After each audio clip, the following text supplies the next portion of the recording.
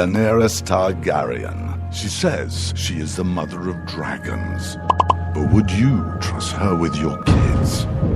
Her father was a maniac. She palled around with Dothraki terrorists. She asked the city of Karth for a government bailout. Then she lost 3 baby dragons after placing them in an unlocked wooden box. An unlocked wooden box. This Khaleesi wants to be queen of the 7 kingdoms, but can she be trusted?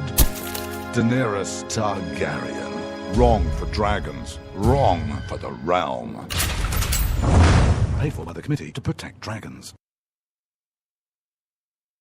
We don't know anything about him. He was never really vetted. Is he really the true-born son of Robert Baratheon? All over the 7 kingdoms, people are asking the same question. Who is the real King Joffrey? The people of Westeros are hurting. Winter is coming. Crop yields are falling, and the price of fuel is going up. The cost of peat moss is through the thatched roof. And this young and inexperienced king takes advice from a whoremongering imp and has launched an illegal war in the north. What is King Joffrey hiding? This is not our kind of family values. King Joffrey. What a bastard. What a bastard. Paid for by the young Baratheons for freedom.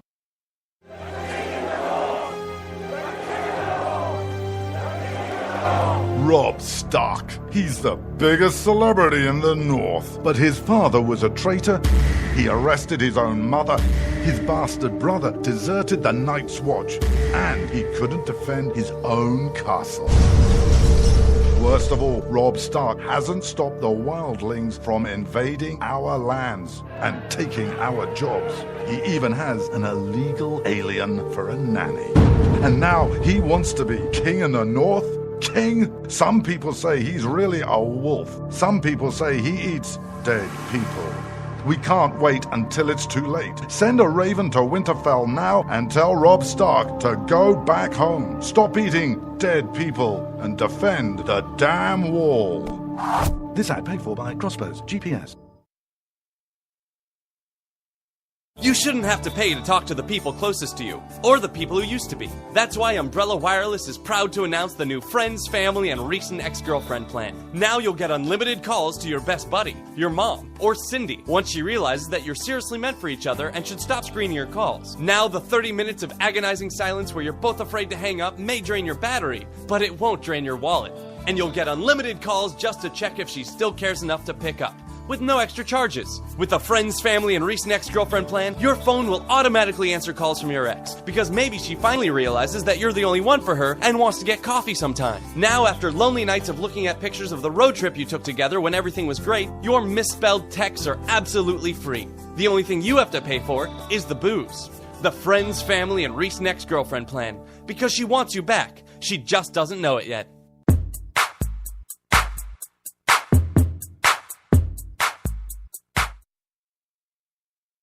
When you can't find anything to watch on cable, you get bored.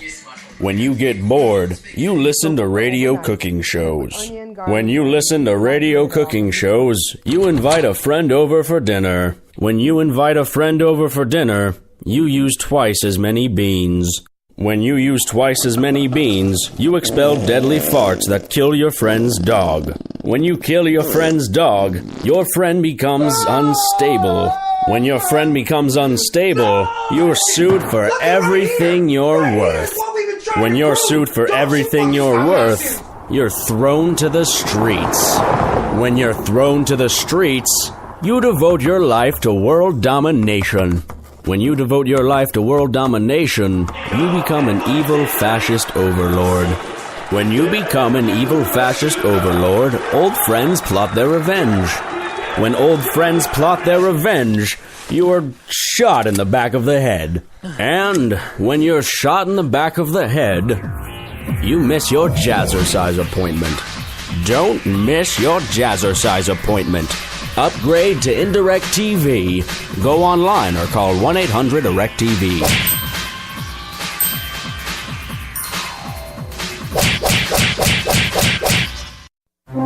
Millions of Americans every day are shedding unwanted pounds by taking tested and proven Ultra Lipo Stick. Carbohydrates are bad, bad. Our carbo-fighting antioxidant is good, good. Just listen to these satisfied customers. My name is Gail, and I lost like 20 pounds on Ultra Lipo Stick. My name is Jared, and I lost 46 pounds using Ultra Lipo Stick. My name is Zach, and I actually gained weight. This stuff sucks! Ultra Lipo Stick is safe and easy to inject. Just 3 doses 4 times a day discreetly underneath your fingernail. Listen to this. I used Ultra Lipo Stick and suffered from side effects like uncontrollable greasy discharge. Ultra Lipo Stick, it turned the armpits of all of my shirts orange. This stuff is crap. Try it today and see some real results. Ultra Lipo Stick. Not available in stores. Results may vary.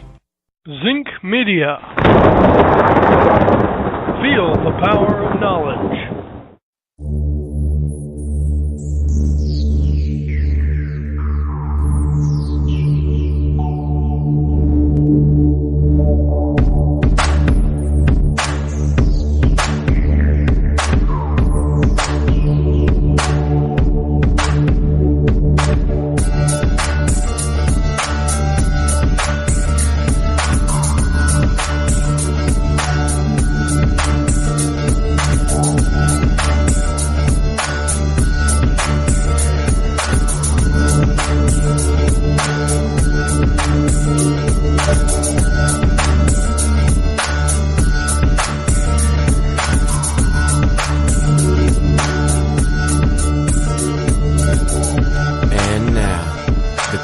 most politically incorrect black man on the planet, Rod Eccles.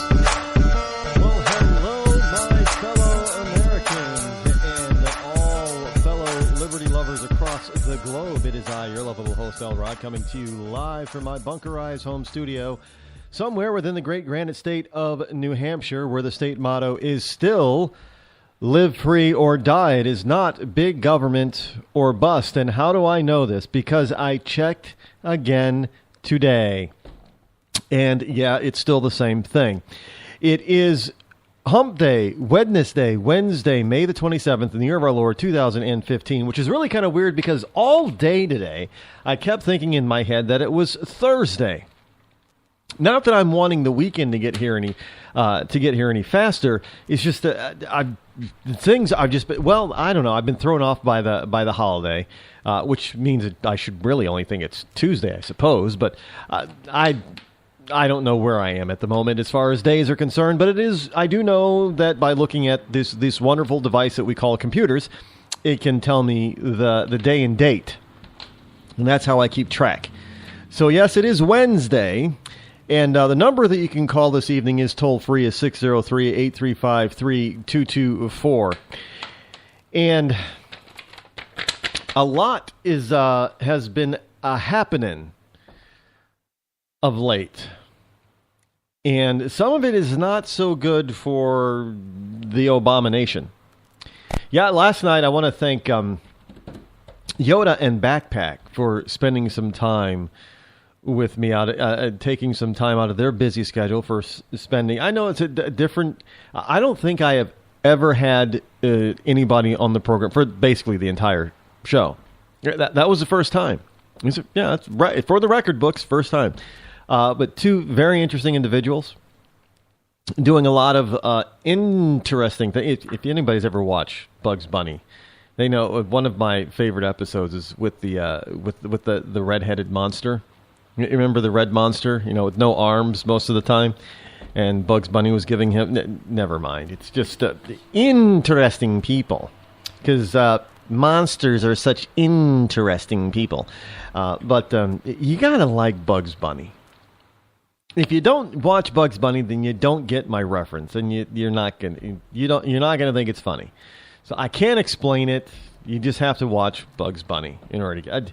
I always find it kind of amazing that it seems like a lot of people, I don't know what it is, they get into college, and maybe as soon as they graduate high school or as soon as they graduate college,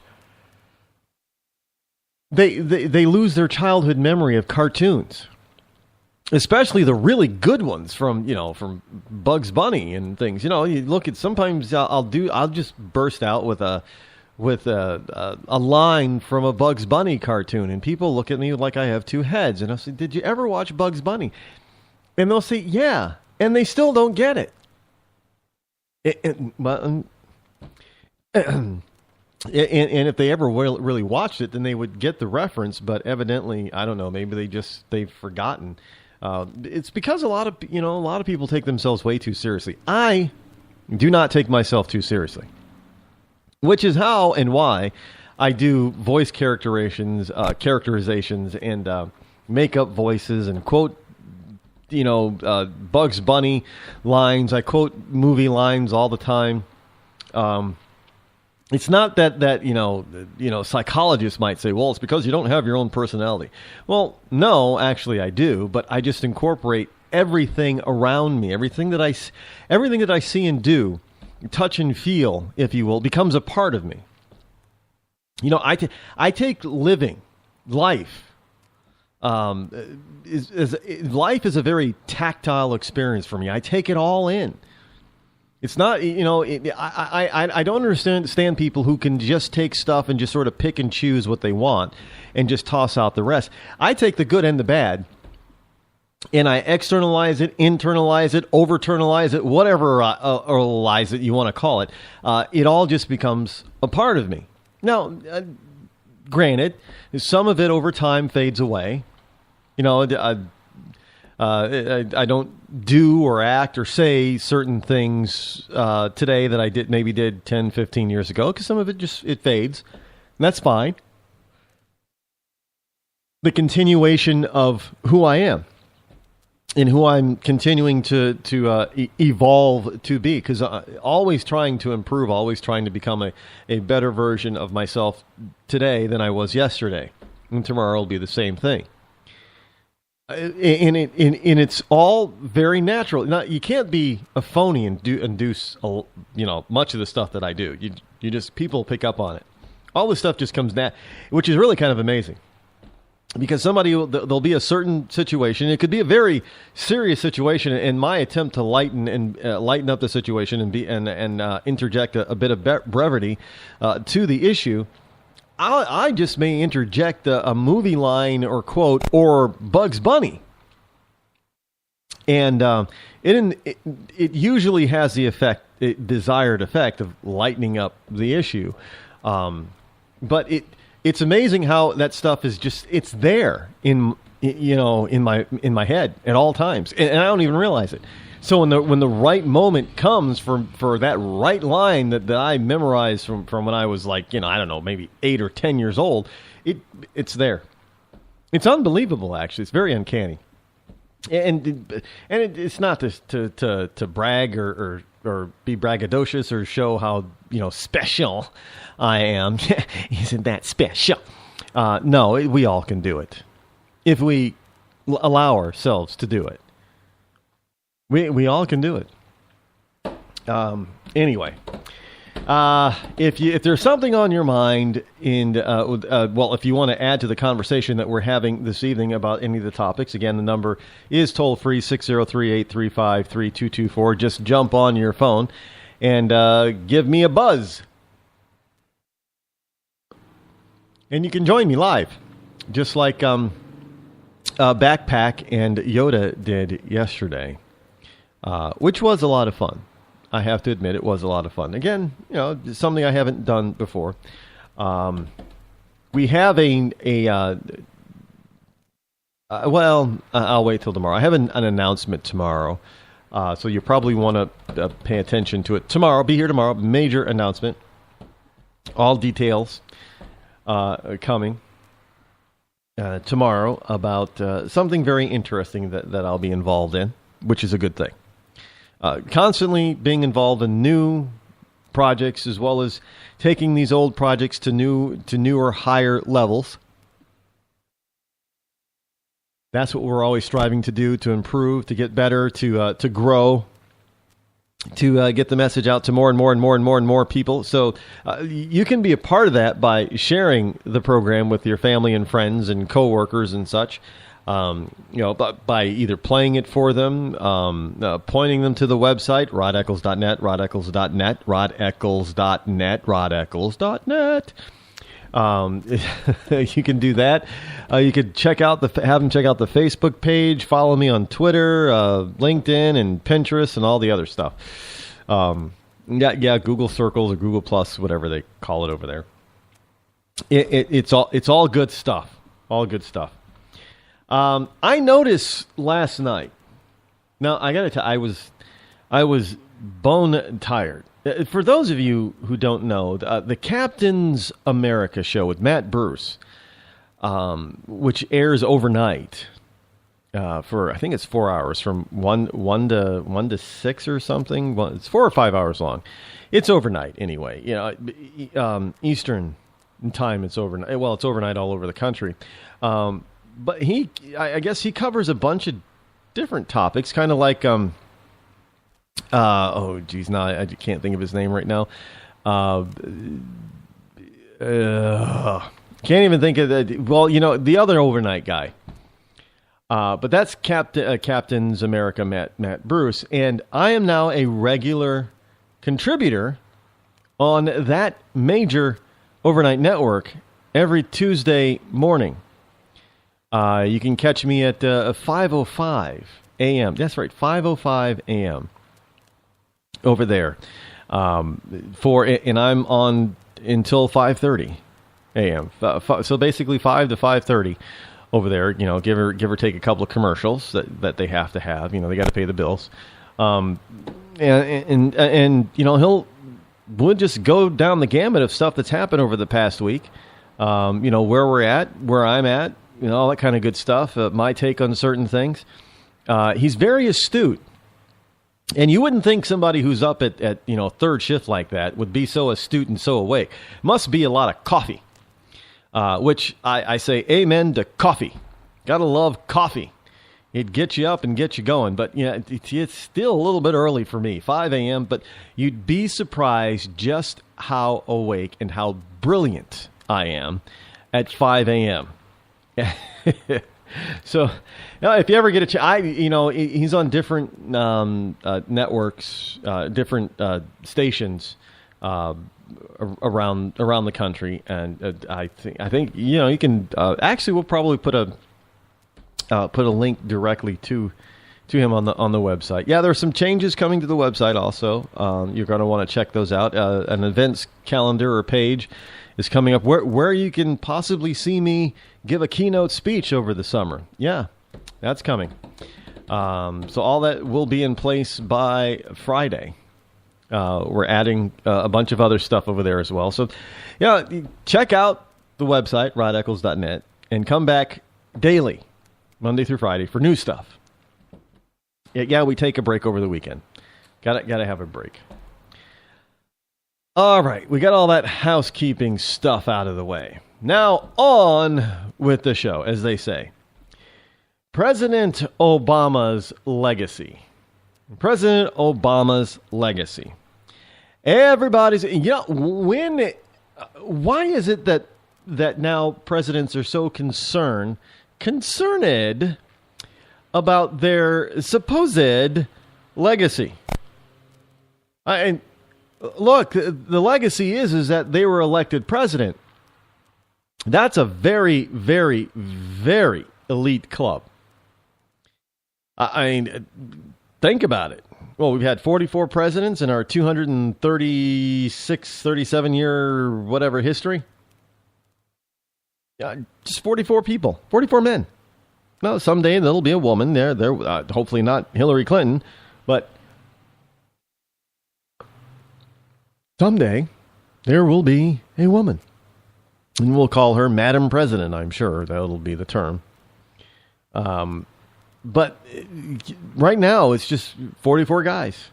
44 guys have held the job. And that's not a lot of people. I mean, think about it. We got a nation of 300 million, 230, what is our population now? Wait, 330 million, 300 million people, 330 million people. boy, just I sorry, but I had a brain fart because I was thinking of the song 200 Million People. Yeah, it's a 60s song. If you don't know the song I'm talking about, go YouTube it. I'm sure it is on YouTube. Kind of in the veins of the Coca-Cola jingle from that era. I like to teach the world to sing. Well, we're 200 million people. So yeah, go look it up. But anyway, so that's what crossed my mind. But we're not at 200 million anymore. We're at 330 million or so, give or take a few illegals in there. But only 44 men have ever been president. Only 44. So, and think about this. This is 230 million today. Now think of all the people that have lived, who were citizens that have lived in the United States since its inception. Now, I don't know the exact number, but I think it's safe to say that well over 500 million people have lived in the United States since its inception. And still only 44 men have been president. So that is an extremely elite club to be a part. So with that said, your legacy is already kind of secure because you were the president of the United States of America. Plain and simple. I mean, that's that. It doesn't get any more elite than that. Well, it can. You can. I guess you can be a king or a queen or a potentate or an emperor or something. But being president of the USA, it doesn't really get any more exclusive than that. And in fact, oftentimes we're lucky if we have a president or two that are alive after they leave office. What do we have? Well, now we have George H.W. Bush, Bill Clinton, and George W. Bush. So that's only 3 former presidents are still with us. All the others have passed on. Right? Yeah, all the others they passed away. So this just shows what an elite club it is, and it is highly likely that we'll rather sooner rather than later lose H.W. Bush. He's like, what is he, 90 or something now? He's getting up there. But it's that's just the way it is. But why are we worried so much about the legacy? When you start worrying about, instead of doing what you need to do and doing what's right, you start worrying about how people are going to view you when you're gone or when you're out of office. Then you start doing things that really aren't in the best interest of the country, and you just start doing things because you want to do them, because you think it's going to give you a grand and great legacy. When did the living really care about what the legacy of the living was all about? Why don't you do what you think is right and do what is best for the nation and its people, and let your legacy sort itself out? Then you can't direct your every time they try to direct their own legacy, they start screwing things up. Look at Bill Clinton. Bill wanted to be in control of his legacy, and I think his legacy is being written for him in spite of what he wanted. Well, that's the way it's always going to be. I don't care who you are. In George W. Bush, maybe he thought his legacy was going to be one way, but obviously there are a bunch of people on the left who are trying to write and rewrite his history in the White House and thus change his legacy. So you're not in control of your legacy even when you try to do it. And when you try to do it, that's just as bad as when if you're a Republican and you don't even try to do it. But I don't know why we have to worry so much about legacy stuff. What is Obama's legacy? Who cares? I don't care what we think of him when he's out of office. That doesn't matter. That means he's already done whatever he's already done whatever he's going to do. If you're worried about, well, how are we going to remember him? What are we going to think about? Well, that's the wrong way to put it. You got to think about, well, what's he doing right now, and do we agree or disagree? And and if we disagree, how do we stop him? You don't go, 10 years in the future and then decide, oh, well, yeah, we probably never should have let him do that because now his legacy is crap. And no, we're not worried about legacy. At least we shouldn't be. I know we're all into this celebrity mode. But you know what? Stop worrying about your legacy. There is one thing that a self-help guru of mine once said. He said, stop worrying about what other people think about you. Because what other people think about you is none of your business. It really isn't, because they're going to think about you what they want to think about you any way it goes. You're not going to get them to stop. So why do you try so hard to change people's opinions of you? Why do you try so hard and strive so hard to create this so-called legacy or remembrance pool, if you will? When they're still going to, in the end, they're still going to think of you however they want to think of you. They're still going to believe whatever you did or didn't do or should have done.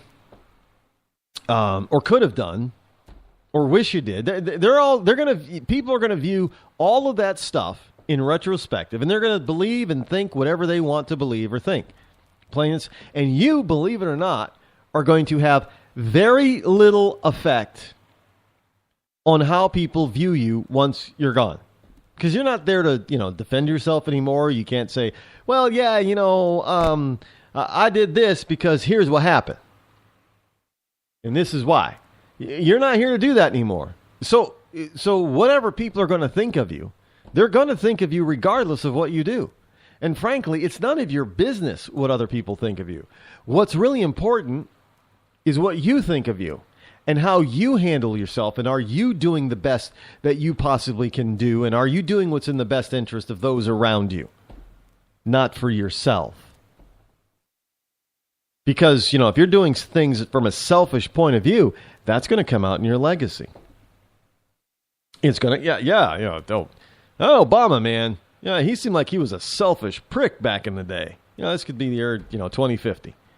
Yeah, man, he was one selfish prick, always a narcissistic a-hole.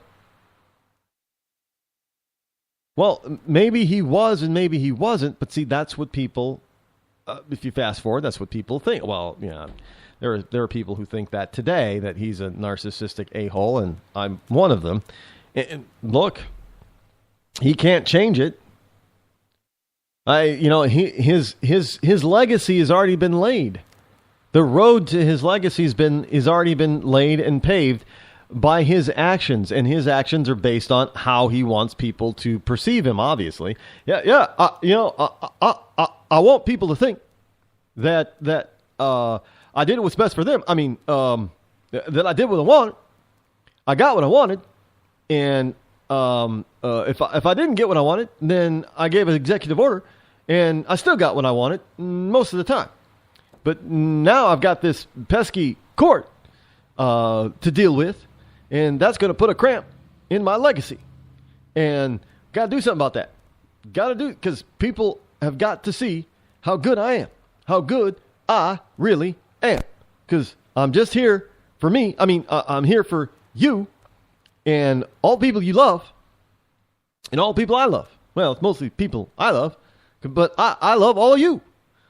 So remember me when I'm out of office, and think of me positively, and and tell everybody and teach your children and your grandchildren how great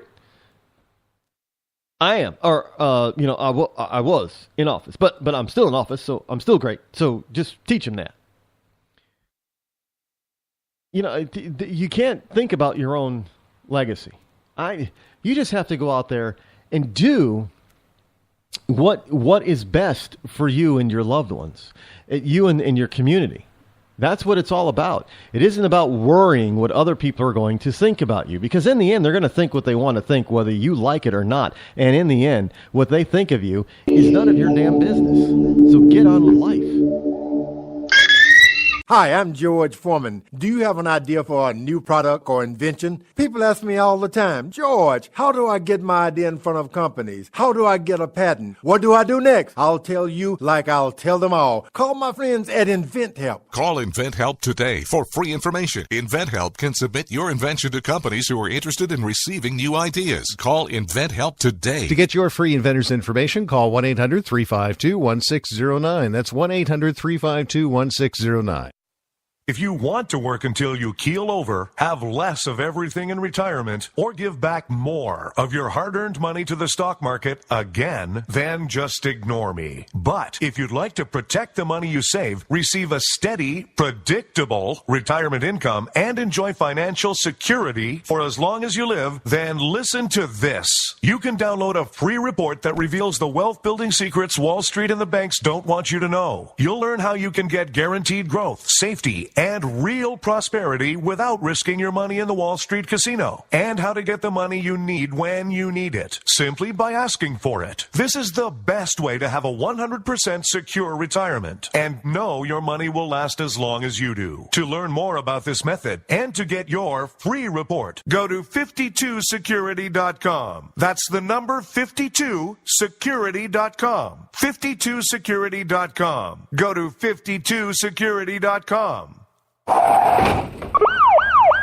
Hurt or injured in a car accident? It can be hard to take the proper legal action after a car accident, but waiting can cost you more. The law requires car accident victims to assert claims promptly. You could lose out by simply waiting. Call 800-709-4667 right now to see what your claim could be worth when handled by a skilled attorney. With a lawyer fighting and speaking up for you, you could be entitled to a big cash award. Call 800-709-4667. That's 800-709-4667. Now it's fast and easy to connect with the legal help you need after your car accident. Call 800-709-4667. The call is free, but you need to act now before time runs out on your claim. You need a lawyer to fight for you, protect you, and get you the compensation you need and deserve. Time's wasting. Call 800-709-4667. That's 800-709-4667. Call now. I considered suicide so I wouldn't put my family through all the pain. Many of our warriors are returning home from the battlefield, only to face a new war as they struggle with devastating injuries. At Wounded Warrior Project, we understand. We're there to help. Even though you think you're broken, you're not. It's the physical and the emotional healing that Wounded Warrior Project provides. With a gift of just $19 a month, you can join Wounded Warrior Project.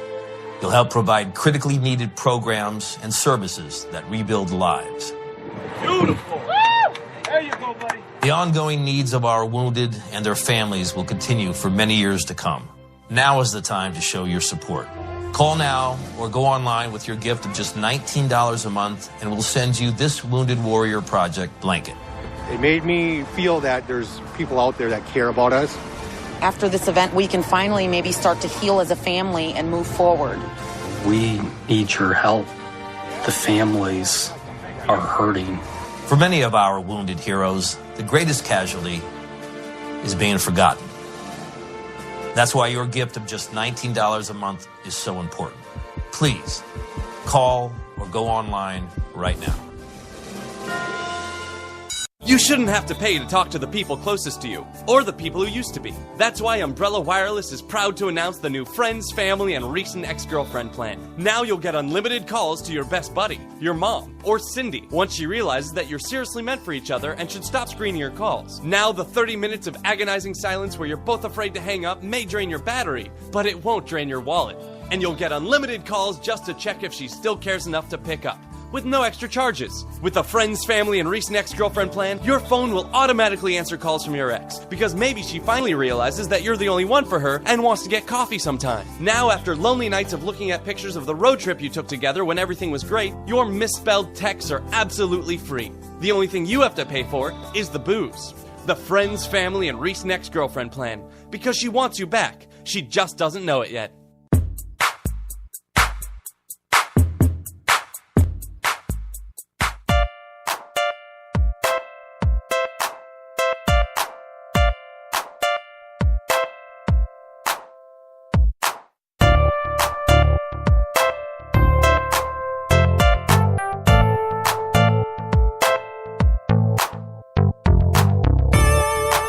You're listening to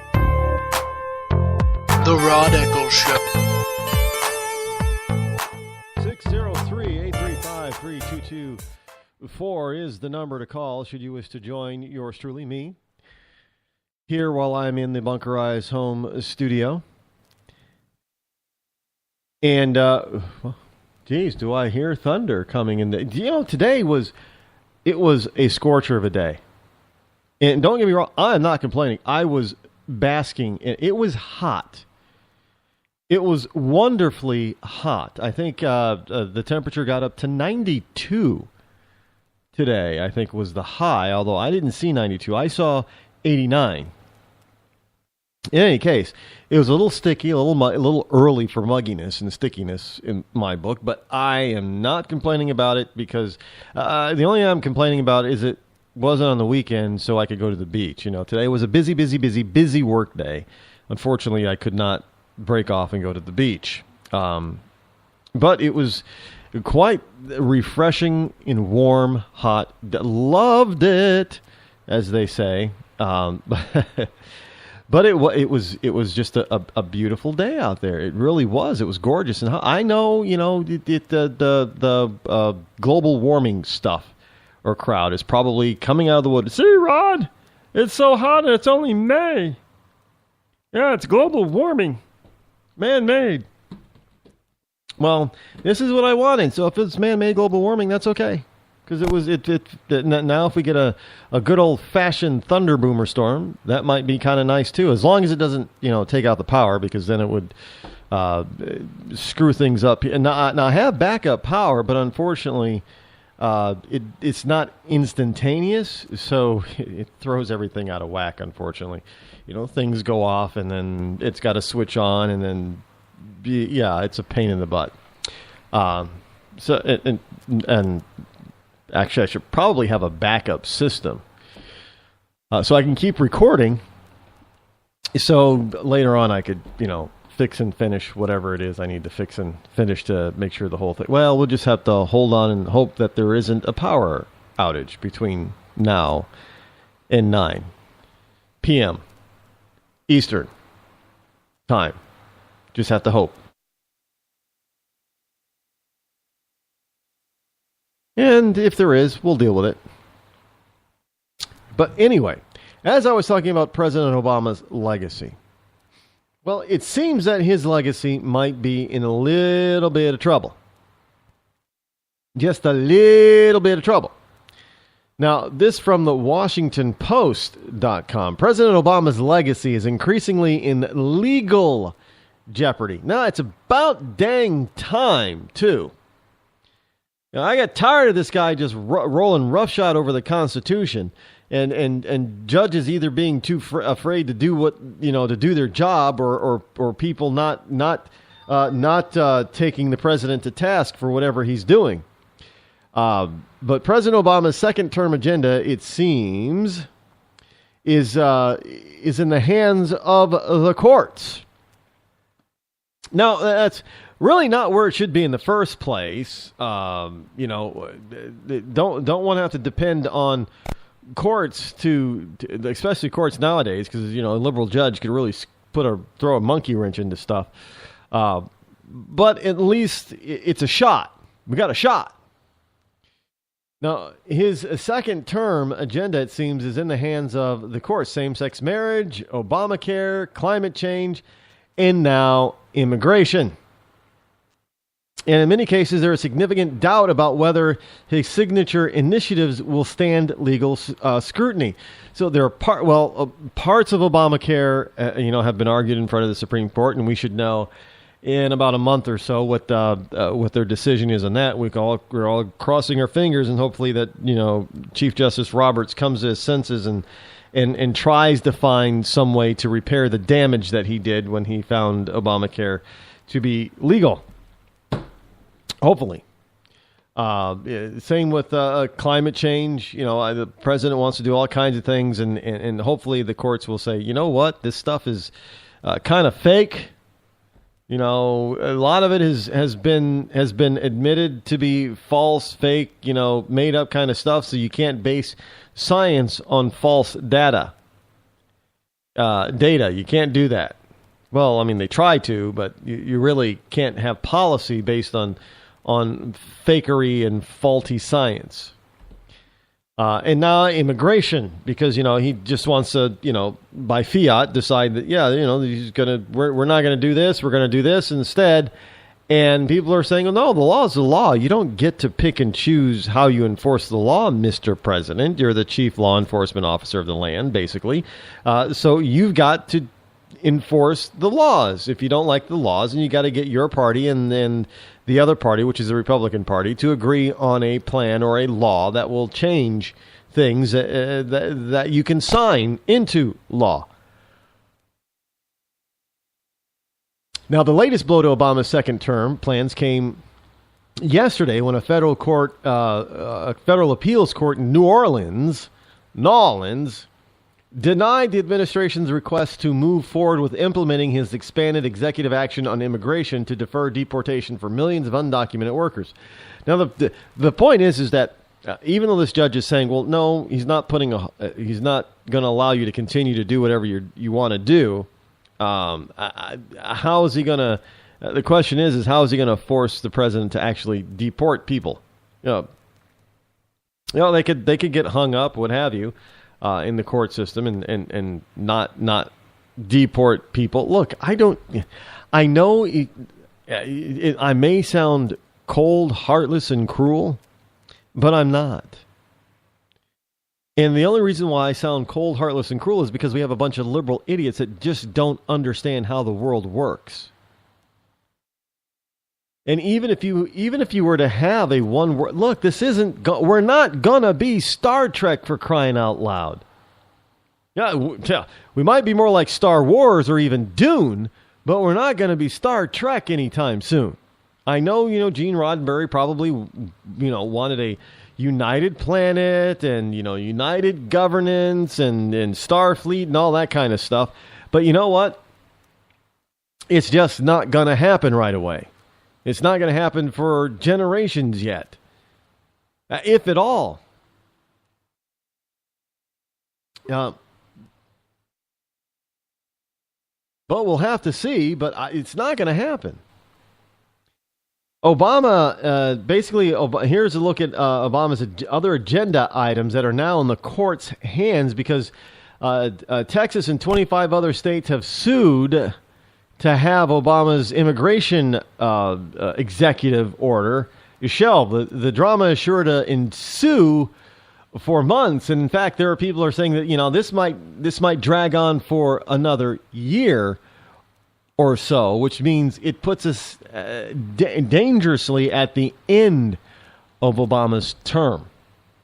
I know there are people out there who think that Obama's not going to leave office.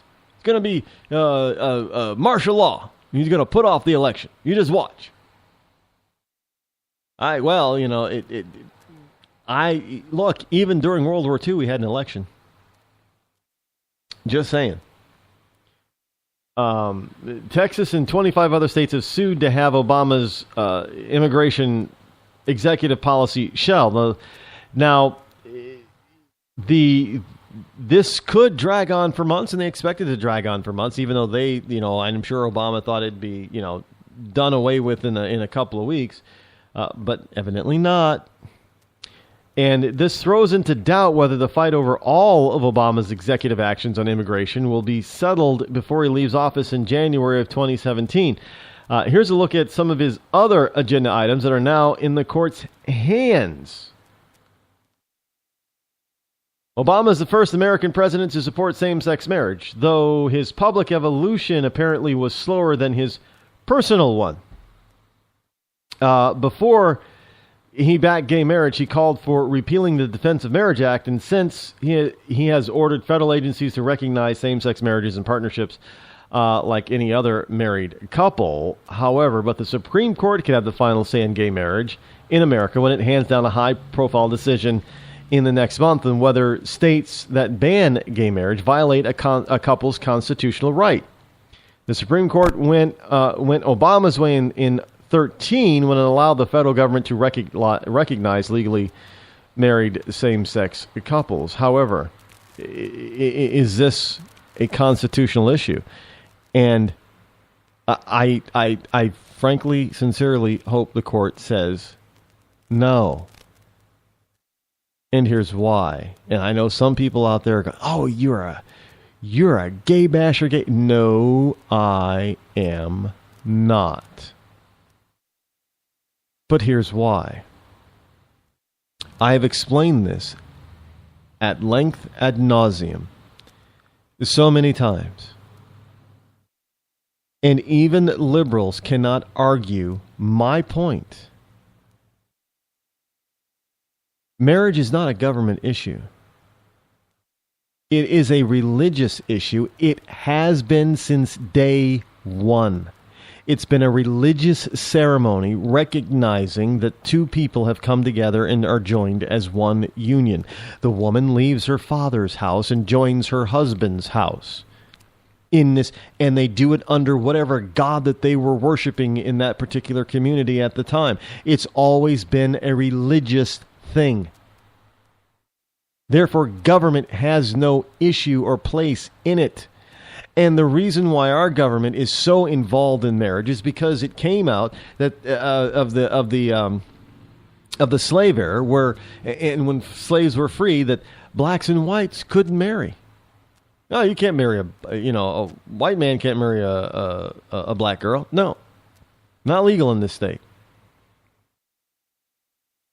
And then it just snowballed from there because now the government's involved in it, and they get to determine you got to go for a marriage license, and they get whenever the government decides that you're going to have to pay in order for it to exercise a particular right, because they've decided just unilaterally to take it out of the public domain and put it in the purview of the government, that they get to tell you what you can and cannot do. Now, if you're going to argue that a man and a woman and a woman is marriage, and they should be allowed to marry because of the Constitution guarantees this right, which it does not. Then there is no way for society to stop its slide into depravity. You cannot say, well, two men can marry, but why not three? Why not two men and a woman, or one man and two women? Why not polygamy? Why not, in omni whatever type of arrangement? How about the man marrying his dog or a woman marrying her horse? What about pedophilia? Should there be less pedophilia laws? Because, hey, you can get married. Why not? Let me put it in perspective for you. Even what we might call or consider some of the most debaucherous type of societies in human history. The ancient Greeks, who pretty much, kind of, I guess, are credited with creating the whole homosexual thing, by being very open about it and even promoting it to a certain degree, and including pedophilia to a certain degree in ancient Greece. They didn't allow same-sex marriage. Marriage for them was between a man and a woman. Even in the last throes of the ancient Roman Empire, when orgies were the norm and debauchery was everywhere, and they were destroying themselves from within. And if you wanted to, whatever made you feel good, go ahead and do it. They didn't allow same-sex marriage either. So all of and throughout history, great empires, they may have practice all kinds of strange sexual things in the open and even promoted some of it. They never allowed it. Because in order to continue society, you need it to be of a certain bent, if you will. There was a natural order of things. And if you open the door for this, and a lot of homosexuals agree with what I'm telling you, if you open the door for this, you open the door for stuff that even homosexuals cannot stand. But you're not going to have a leg to stand on to keep it from happening. Don't doubt me. And I don't want to have to explain that again, because that's, you just take your feelings aside from it and just look at it from a natural nature. Even if you take God out of the picture, a nature point of view, it's not a nature point of view type of thing to allow. It's just not. Even those so-called gay penguins, they broke up. They did. Didn't hear much about it from the left, but they did. And they both went to women so they could have offspring. That was the. Check it out. I'm just saying, folks. So, there's homosexuality in the animal kingdom. Well, it doesn't stay. They understand what it takes. If they want to perpetuate the species, they understand, and that's plain and simple. But again, it's really none of our business, my business, what you do in your bedroom, what you do in your house. The objection is, for a lot of people, is that when you bring it out to the public square and you try to force other people to accept it. Not only accept it, but like it. And not only like it, but fully love it. That's wrong. Plain and simple, it's wrong. But hey, if you want to you call it something else, civil unions, that's fine. Obamacare, continuing on. The president's signature health care reform law has already survived one Supreme Court challenge back in 2012, when a divided court, thanks to Justice Roberts, narrowly upheld the mandate for people to have insurance by determining it was a tax. This time around, however, the court is mulling another major portion of the law, whether the federal government can subsidize health insurance for low and middle income people who bought their insurance on the federally run website healthcare.gov in states that didn't set up their own exchanges. Now, challengers say the law was written only supports subsidies for the 16 states that set up exchanges. And frankly, if you read the law, that's pretty much what it says. The federal government has no right, if you will, by the law to set. Now, it doesn't mean that they can't go back and fix it by, passing a new law that would say the federal government can have exchanges, and that would be only. I think this would only be a temporary setback for Obama if the court found that the government doesn't have any legal standing to have exchanges. But would the Republicans go along with it? Oh, they probably would. They probably would.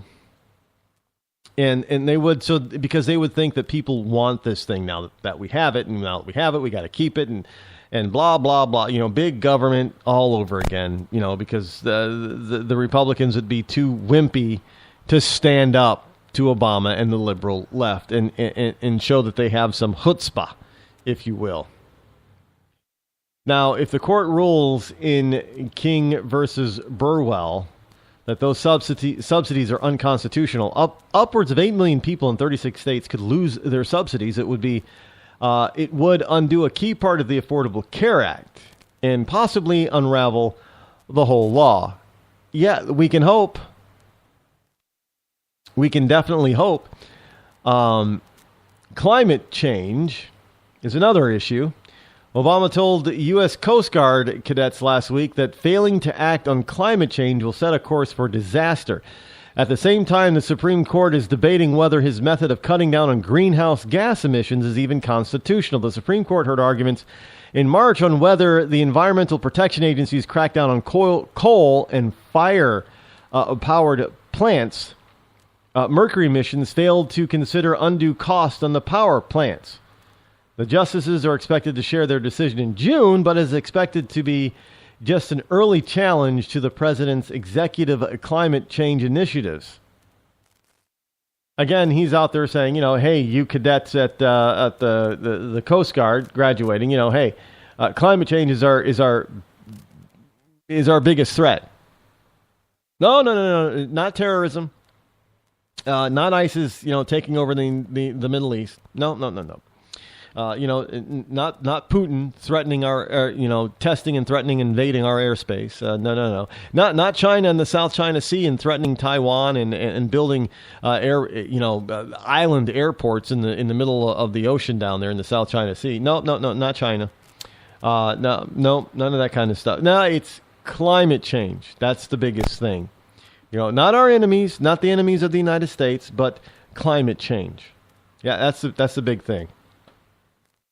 Other immigration issues. A lawsuit against Obama's plan to shield 5 million additional undocumented immigrants from deportation isn't the only court challenge to the president's executive actions on immigration. Now, House Speaker John Bonnier is considering putting to a vote a separate lawsuit against the president for expanding the program in November. This is in addition to the vote the House of Representatives took along party lines last summer to sue the president over his overall use of executive authority. Now, neither of Congress's lawsuits have made its way to a higher court, but with Obama's luck lately, and hopefully they will. Just got to hope that they will. It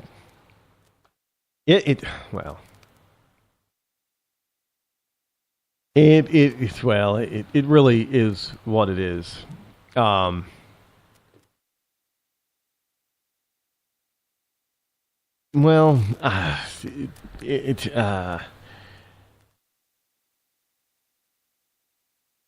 If the court actually starts to strike down some of this stuff, let's face it, the Supreme Court isn't going to rule 100% the way we want them to. It's just not going to happen. I don't have that kind of optimism.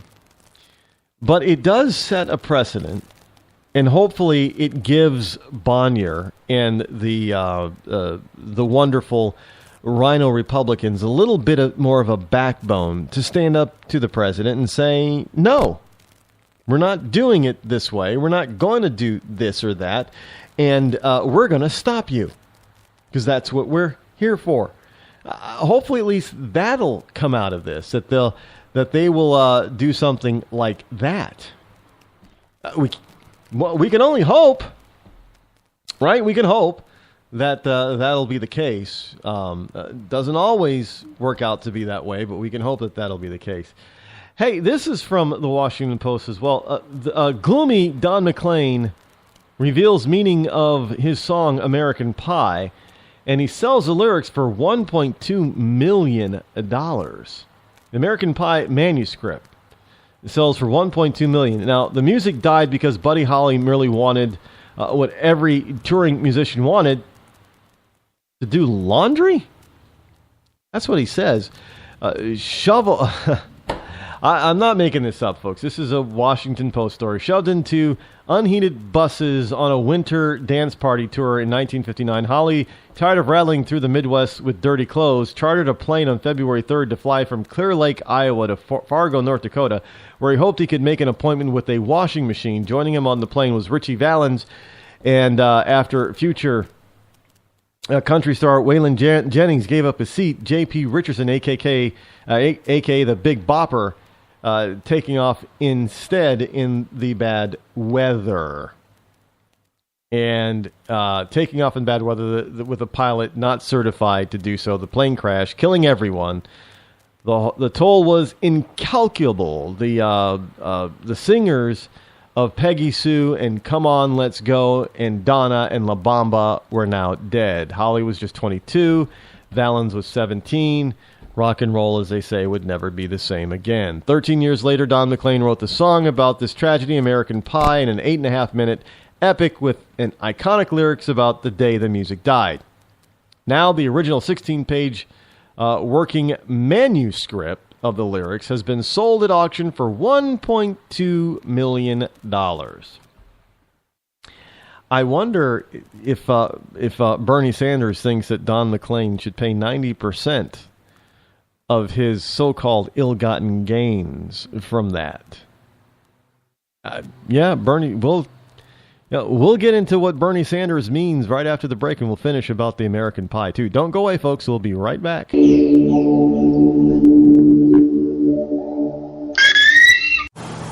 I'm just so happy my father had a chance to see his kids before he passed. I just want to say thank you. When her father fell ill, the American Red Cross was able to help get Veronica's brother home from the Navy to speak to his father one last time. It's thanks to your donations that we can connect military families when they need it most. Please donate today at redcross.org. If you want to work until you keel over, have less of everything in retirement, or give back more of your hard-earned money to the stock market again, then just ignore me. But if you'd like to protect the money you save, receive a steady, predictable retirement income, and enjoy financial security for as long as you live, then listen to this. You can download a free report that reveals the wealth-building secrets Wall Street and the banks don't want you to know. You'll learn how you can get guaranteed growth, safety, and real prosperity without risking your money in the Wall Street casino, and how to get the money you need when you need it, simply by asking for it. This is the best way to have a 100% secure retirement and know your money will last as long as you do. To learn more about this method and to get your free report, go to 52security.com. That's the number 52security.com. 52security.com. Go to 52security.com. Hurt or injured in a car accident? It can be hard to take the proper legal action after a car accident, but waiting can cost you more. The law requires car accident victims to assert claims promptly. You could lose out by simply waiting. Call 800-709-4667 right now to see what your claim could be worth when handled by a skilled attorney. With a lawyer fighting and speaking up for you, you could be entitled to a big cash award. Call 800-709-4667. That's 800-709-4667. Now it's fast and easy to connect with the legal help you need after your car accident. Call 800-709-4667. The call is free, but you need to act now before time runs out on your claim. You need a lawyer to fight for you, protect you, and get you the compensation you need and deserve. Time's wasting. Call 800-709-4667. That's 800-709-4667. Call now. I considered suicide so I wouldn't put my family through all the pain. Many of our warriors are returning home from the battlefield, only to face a new war as they struggle with devastating injuries. At Wounded Warrior Project, we understand. We're there to help. Even though you think you're broken, you're not. It's the physical and the emotional healing that Wounded Warrior Project provides. With a gift of just $19 a month, you can join Wounded Warrior Project. You'll help provide critically needed programs and services that rebuild lives.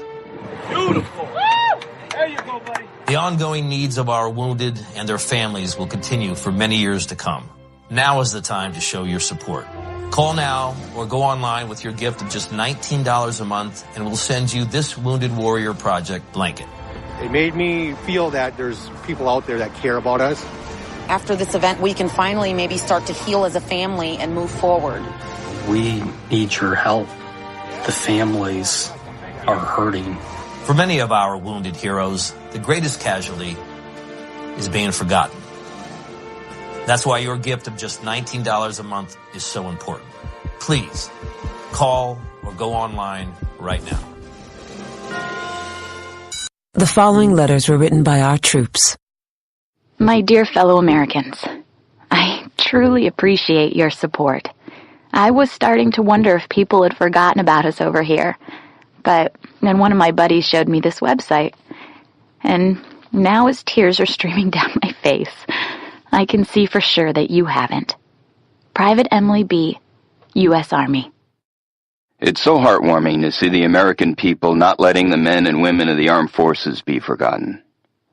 Your letters make a group of grown men, battle-hardened and gruff, act like a bunch of kids around a Christmas tree. Thanks. Staff Sergeant Matthew H., U.S. Army. Your support may be the most important thing our troops can carry with them. But don't take our word for it. Take theirs. To show your support, visit americasupportsyou.mil. Brought to you by the U.S. Department of Defense and the Ad Council. Millions of Americans every day are shedding unwanted pounds by taking tested and proven ultra-lipo-stick. Carbohydrates are bad. Our carbo-fighting antioxidant is good. Just listen to these satisfied customers. My name is Gail, and I lost like 20 pounds on ultra-lipo-stick. My name is Jared, and I lost 46 pounds using ultra-lipo-stick. My name is Zach, and I actually gained weight. This stuff sucks! Ultra-lipo-stick is safe and easy to inject. Just 3 doses 4 times a day discreetly underneath your fingernail. Listen to this. I used ultra-lipo-stick and suffered from side effects like uncontrollable greasy discharge.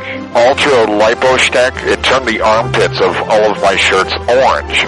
This stuff is crap. Try it today and see some real results. Ultra-lipo-stick. Not available in stores. Results may vary. Zinc Media. Feel the power of knowledge.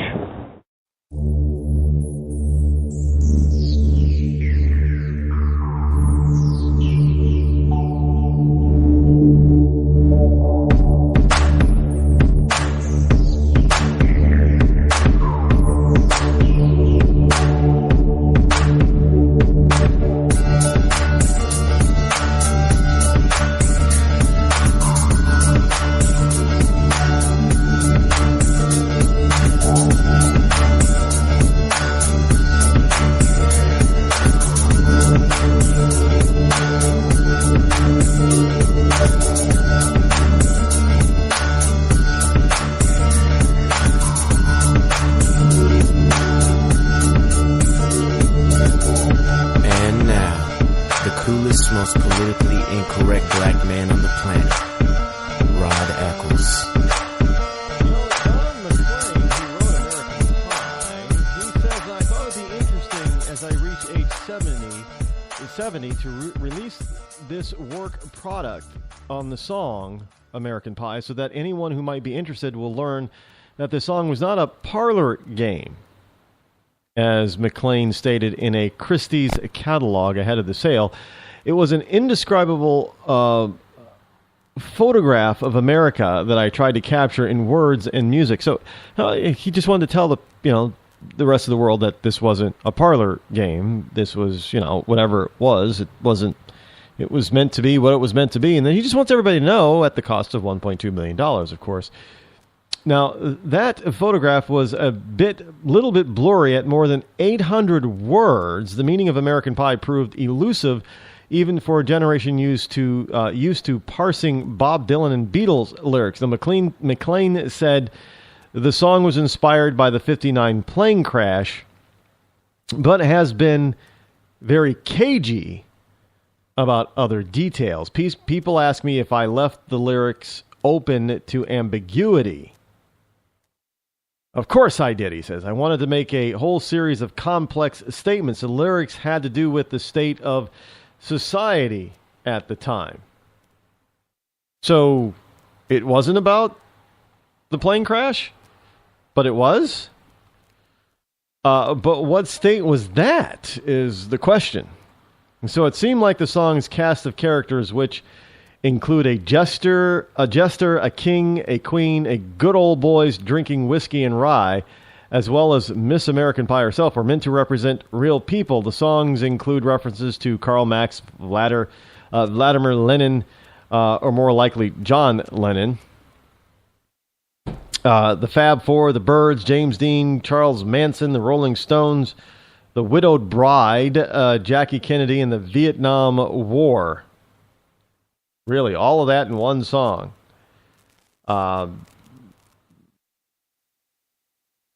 It's just a song. What a song about the day the music died seems like it might be about the end of the American dream. Basically, in American Pie, things are heading in the wrong direction, he told Christie's. As the Newcastle Herald reported, it is becoming less idyllic. I don't know whether you consider that wrong or right, but it is a morality song in a sense, the day the music died. So says Don McLean.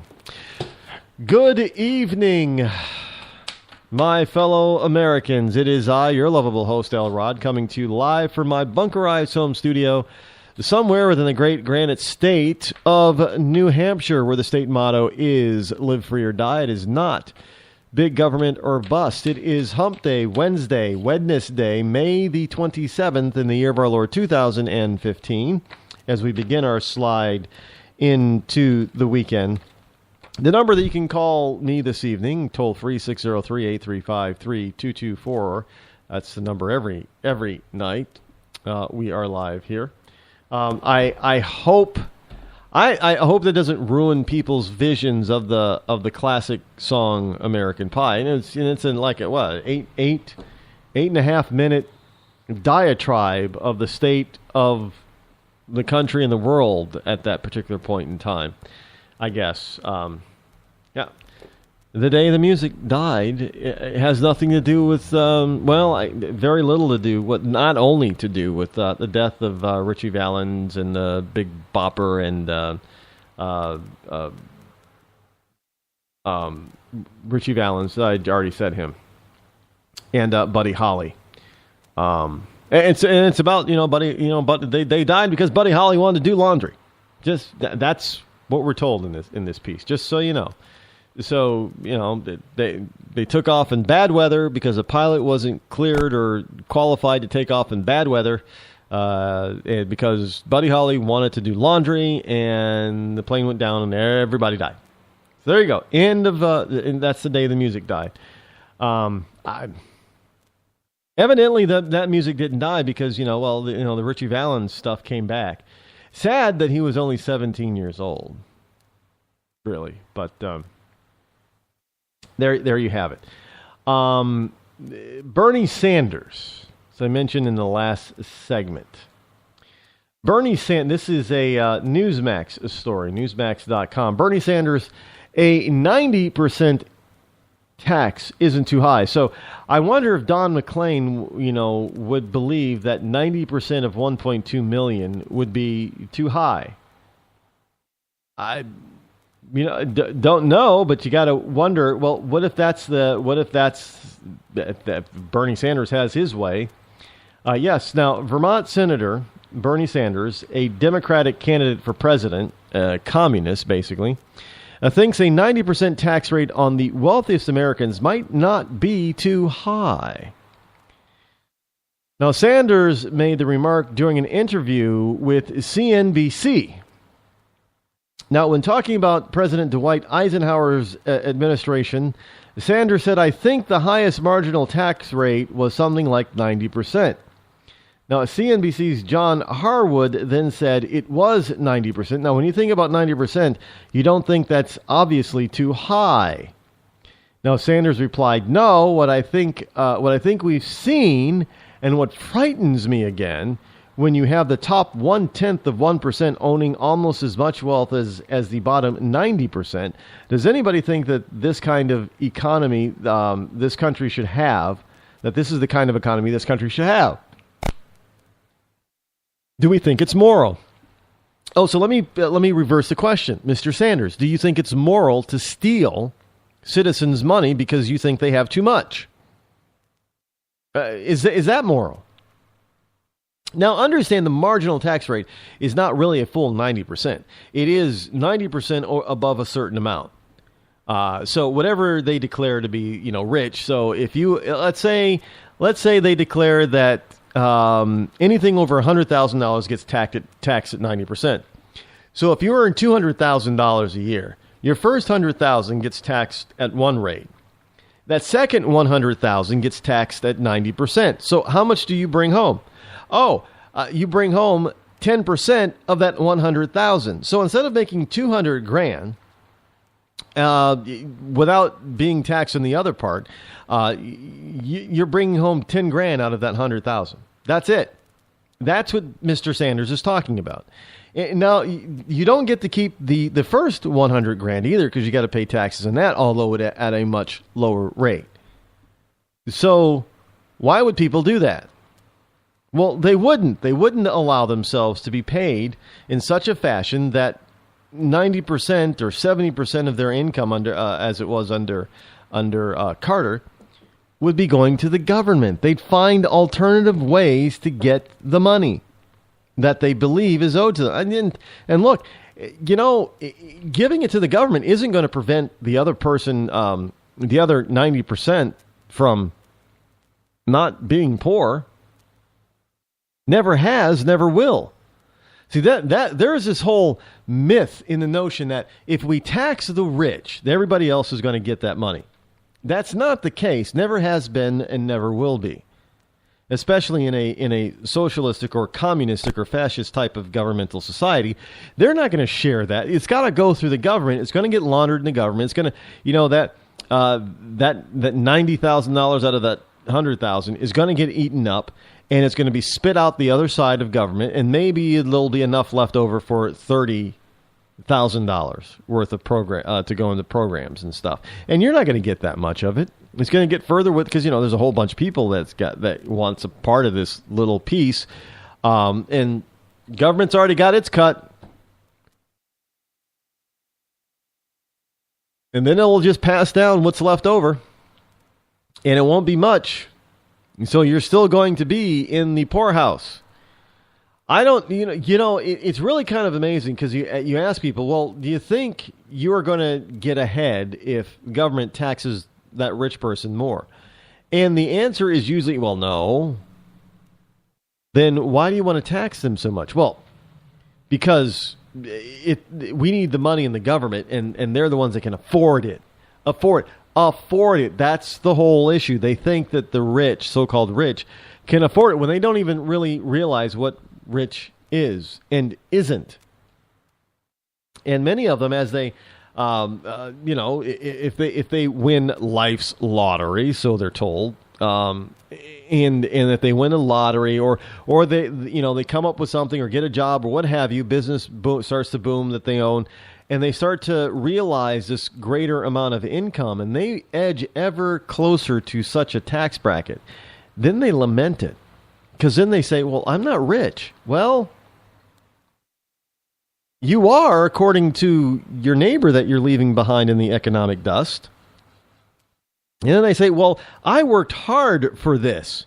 Well, not according to your neighbor that you're leaving in the economic dust. They think that you stole it from all your workers. And then, they realize, well, no, I didn't steal it. I worked 6 and 7 days a week. I earned this. Well, not according to your neighbor who believes what the government has been telling them about you, that you and your kind, your ilk, as they say, are stealing from your employees. Well, you probably think that you pay your employees pretty well. Well, they don't think that you pay your employees well enough, because you're getting rich and your employees are not. I know and some people will when they argue the point, well, you can't make your employees rich with you by paying them at such an overly high salary. Remember that high tech company that the owner, the founder, or the co-founder decided to forego his $1 million salary and give everybody a minimum $70,000 salary, so including himself. So everybody's earning $70,000 at this company, and some people think, well, that's a noble idea. No, that's one of the dumbest ideas, because now there's no reason or let's face it, humans are kind of a greedy lot. Humans, we are. We need incentive. And one incentive to do a good job is, hey, if I do a good job, one, I'm going to get a raise and or a promotion. But if everybody's earning the same, why are they going to change what they do? They're not going to press forward as hard. There's going to not be any reason to do so. We've seen this type of thing in this experiment happen and fail numerous times throughout history. And he's going to have to, this business owner is going to have to learn the same lesson. Ben and Jerry's learned that lesson. Because they insisted for a long time that people the people who got paid the most weren't paid. I think it was more than 3.5 times what the person at the bottom got paid. So the most of the on an annual basis. So if if the lowest person made, say, $30,000, then the highest paid person couldn't earn more than 3.5 times, $110,000. And when Ben and Jerry decided that they didn't want to be involved in running the everyday operations anymore, they wanted to do other things, and they tried to hire, corporate CEO, they found out they couldn't find a qualified person who would come to work under those terms. So they had to break the pact with the workers on that. And of course, workers a lot of the workers, the lower paid ones, were highly upset. Well, wait a minute. If you're going to pay this guy $500,000, shouldn't we all get a raise? And Ben and Jerry said, well, no.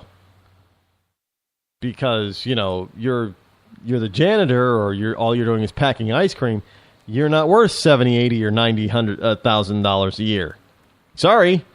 And some of the people were kind of indignant and upset because they felt, well, it's their money. But it's not. It's not the employee's money. It's the company and company owners' money. And if the owners happen to be individuals and not shareholders, or who are individuals, but shareholders could also be institutions. But if it's not the employees, if it's not an employee-owned company, then no, the money's not theirs. They don't get to decide, or should not get to decide, what and how much is spent when and where.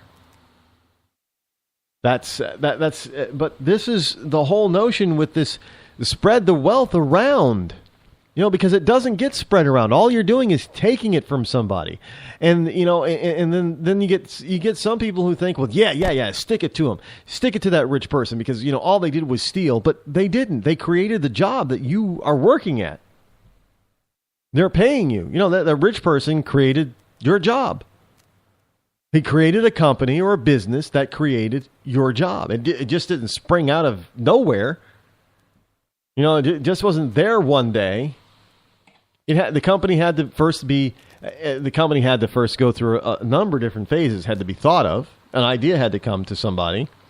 Then they had to implement a plan and put together a plan, and then come up with an investment strategy to get the thing off the ground. It could have been their own money, could have been borrowed money from somebody, could have been stock initiative money, what have you. They had to get the money in order to start the venture, and then they had to grow it from there, and then they could hire a few people or so.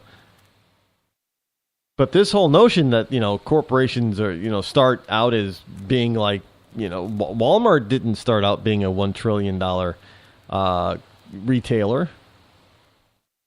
They didn't start out with over 4,000, nearly 5,000 stores.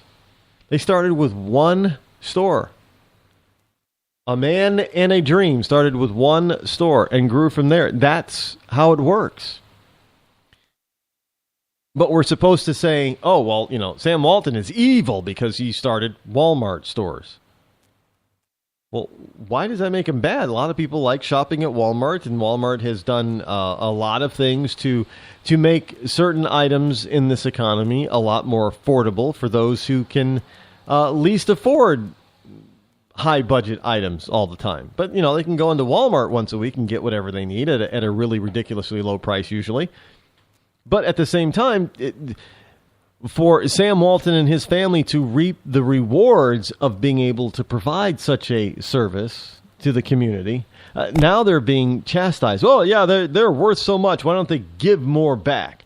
Well, because it's none of your business how much they give back, but they do give. They give a lot. But you don't see a lot of these so-called liberals giving in return. No, they just want to take from somebody else. And by taking from somebody else, they think, well, I'll be, they think they can go to somebody, the rest of the public and say, see, we took care of them for you. They're not going to. They're not gonna take your stuff any. Well, you don't have to take their stuff anymore. They're crap. They're too much money on their end and not enough for you. And this is what they're trying to portray and tell people about the rich, that all they're doing is stealing from you. And if we tax them, then they won't get to keep that money. But where does that money go that they tax? Shouldn't you not be so quick to judge and say, yeah, take their cash? Because let's just say that you get the promotion now and you start working your way up the ladder. You want to hit those tax brackets too? Well, of course you don't. Nobody wants to hit those tax brackets. Nobody wants to pay those types of taxes. Not even, the most liberal of, liberals don't want to pay those taxes either. Many of them don't. Look at Al Sharpton. He still owes $4 million or something in back taxes. Tim Geithner didn't pay all his taxes on time, and a bunch of other people didn't pay their taxes on time that either were in the administration of Obama or tried to be in the administration of Obama. And some of them didn't get into the administration of Obama simply because they had this tax issue, because they weren't paying their taxes.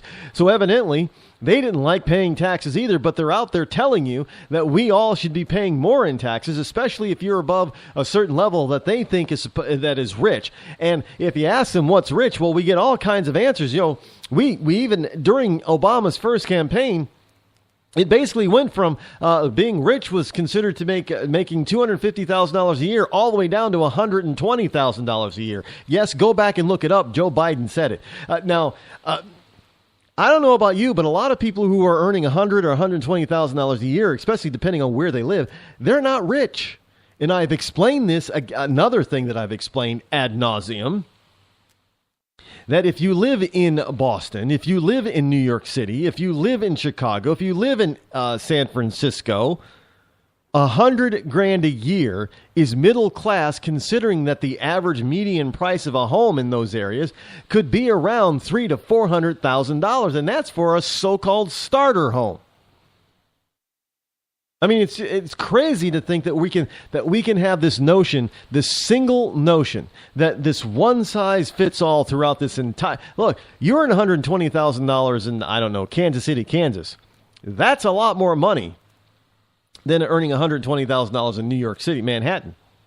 It is, because the cost of living in Kansas City, Kansas is so much less expensive.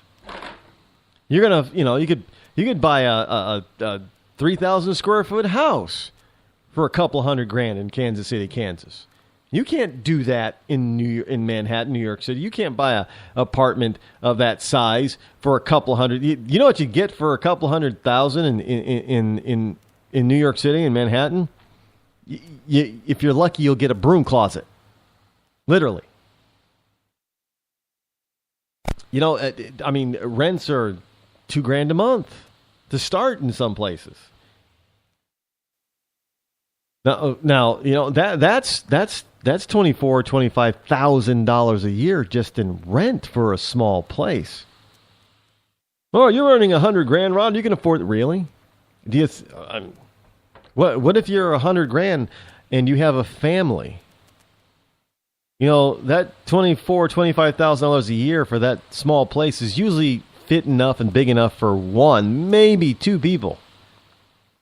You add a kid to that mix. No. You're not. That's too small now. Now you gotta up the ante and find something bigger, better, and and hopefully in your same neighborhood, so they can go to the good school that you want them to go to. But Bernie Sanders seems to think that taxing them 90% on a marginal tax rate of 90% on the rich is going to make everybody else who's not so rich more rich. It's going to enrich them somehow. I don't know how that's possible when the government doesn't give you the money. The government doesn't give you the money. Even, they're not even giving the poor welfare recipient the money. So I don't know how it gets to the point where people think that they can just go ahead and say, well, yeah, they're rich, they have too much money, they can afford to be taxed more. It's not going to help you in one bit. You shouldn't be so jealous of somebody else's wealth that you want to take it from them. That's not a Christian thing to do. It's not a good religious person in most major religions. That's not a good thing to do. That's going to create some bad karma on your part. And which is why a lot of people probably stay poor, because they have all this bad karma building up, because they're overly wrongly jealous of other people, and instead of going out and making their own and lifting themselves up, they just want to pull everybody down to their level. And pulling everybody else down to your level doesn't help raise you one bit. Think about it. Hi, I'm George Foreman. Do you have an idea for a new product or invention? People ask me all the time, George, how do I get my idea in front of companies? How do I get a patent? What do I do next? I'll tell you like I'll tell them all. Call my friends at InventHelp. Call InventHelp today for free information. InventHelp can submit your invention to companies who are interested in receiving new ideas. Call InventHelp today. To get your free inventor's information, call 1-800-352-1609. That's 1-800-352-1609.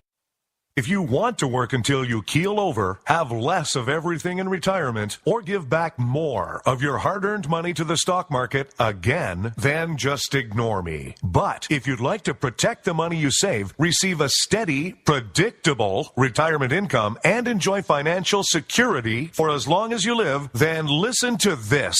You can download a free report that reveals the wealth-building secrets Wall Street and the banks don't want you to know. You'll learn how you can get guaranteed growth, safety, and real prosperity without risking your money in the Wall Street casino, and how to get the money you need when you need it, simply by asking for it. This is the best way to have a 100% secure retirement and know your money will last as long as you do. To learn more about this method and to get your free report, go to 52security.com. That's the number 52security.com. 52security.com. Go to 52security.com. Hurt or injured in a car accident? It can be hard to take the proper legal action after a car accident, but waiting can cost you more. The law requires car accident victims to assert claims promptly. You could lose out by simply waiting. Call 800-709-4667 right now to see what your claim could be worth when handled by a skilled attorney. With a lawyer fighting and speaking up for you, you could be entitled to a big cash award. Call 800-709-4667. That's 800-709-4667. Now it's fast and easy to connect with the legal help you need after your car accident. Call 800-709-4667. The call is free, but you need to act now before time runs out on your claim. You need a lawyer to fight for you, protect you, and get you the compensation you need and deserve. Time's wasting. Call 800-709-4667. That's 800-709-4667. Call now. I considered suicide so I wouldn't put my family through all the pain. Many of our warriors are returning home from the battlefield, only to face a new war as they struggle with devastating injuries. At Wounded Warrior Project, we understand. We're there to help. Even though you think you're broken, you're not.